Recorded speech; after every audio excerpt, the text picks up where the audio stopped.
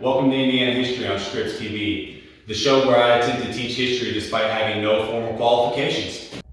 Today we're talking about how Indiana became a state. But before that, let's address some common myths. Natives back then weren't just trading furs and shaking hands. No, they were fighting over land, burning villages, and occasionally eating each other. Yeah, we'll get to that. Anyway, let's learn some history before the school staff realizes I don't actually work here. Indiana's journey to statehood is a story of exploration, settlement, conflict, and governance that shaped its identity as the 19th state of the United States. From its early indigenous inhabitants to its official entry into the Union on December 11, 1816, Indiana's history is rich with significant events and key figures who played crucial roles in its development. Early inhabitants and European exploration. Long before European settlers arrived, Indiana was home to various Native American tribes, including the Miami, Potawatomi, Shawnee, and Delaware. These tribes established villages, traded with neighboring groups, and often waged fierce battles against each other over hunting grounds and territorial disputes. Brutal raids, scalping, and ritual torture were not uncommon, as warfare was deeply ingrained in tribal survival and dominance. The first Europeans to explore the region were the French, beginning in the late 17th century.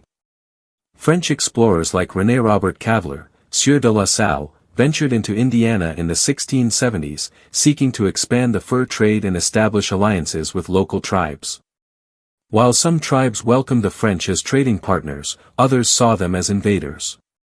French trading posts such as Fort Ouiatenon near present-day Lafayette and Fort Vincennes along the Wabash River became focal points for commerce, but also for violent skirmishes, as different tribes vied for control over the lucrative trade.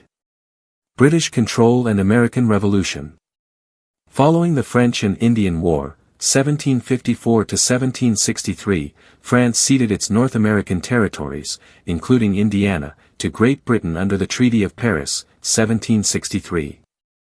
However, British control was met with fierce resistance from Native American groups, leading to brutal conflicts such as Pontiac's Rebellion. During this uprising, native warriors attacked and massacred British garrisons and settlers, often subjecting captives to horrific deaths as a means of psychological warfare. During the American Revolution, 1775 to 1783, Indiana played a pivotal role in the Western theater of the war. American forces, led by George Rogers Clark, captured Fort Vincennes from the British in 1779, securing American claims to the region.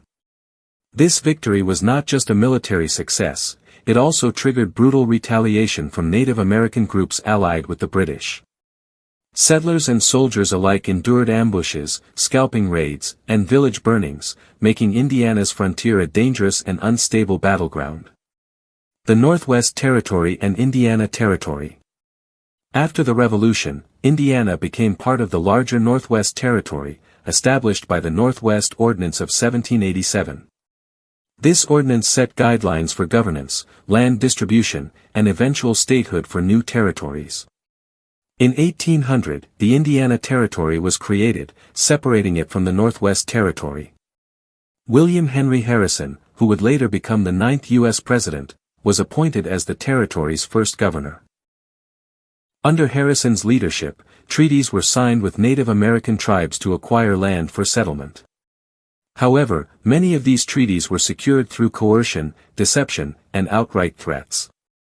The loss of land and resources led to rising tensions, culminating in the Battle of Tippecanoe in 1811.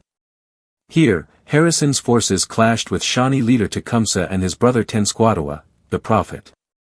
The battle was marked by extreme violence, with warriors on both sides engaging in close combat, scalping the fallen, and mutilating enemies as acts of vengeance and intimidation. Path to statehood. As the population of Indiana grew, so did the push for statehood. By 1815, the territory had met the population requirement of 60,000 residents, as outlined in the Northwest Ordinance. However, the growing settler presence only increased tensions with displaced native tribes, who continued to resist through raids and ambushes. Entire settler families were wiped out in surprise attacks, and in retaliation, militia forces burned native villages and executed captured warriors. In 1816, President James Madison signed an act allowing Indiana to draft a state constitution. A constitutional convention was held in Corydon, which was selected as the first state capital. The delegates drafted Indiana's first state constitution, emphasizing individual rights, education, and a framework for government. On December 11, 1816, Indiana was officially admitted as the 19th state of the United States, with Jonathan Jennings serving as its first governor. Conclusion. Indiana's path to statehood was marked by exploration, savage conflicts, and political developments that shaped its identity. From its indigenous roots, fraught with intertribal warfare and fierce resistance against European encroachment, to its transformation into an agricultural and industrial hub, Indiana's history reflects the broader narrative of American expansion and state-building.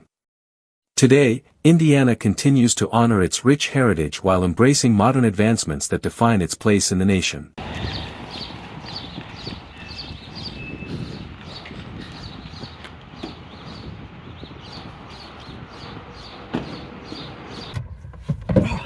Shit, they found out I don't work there. I gotta go. Peace.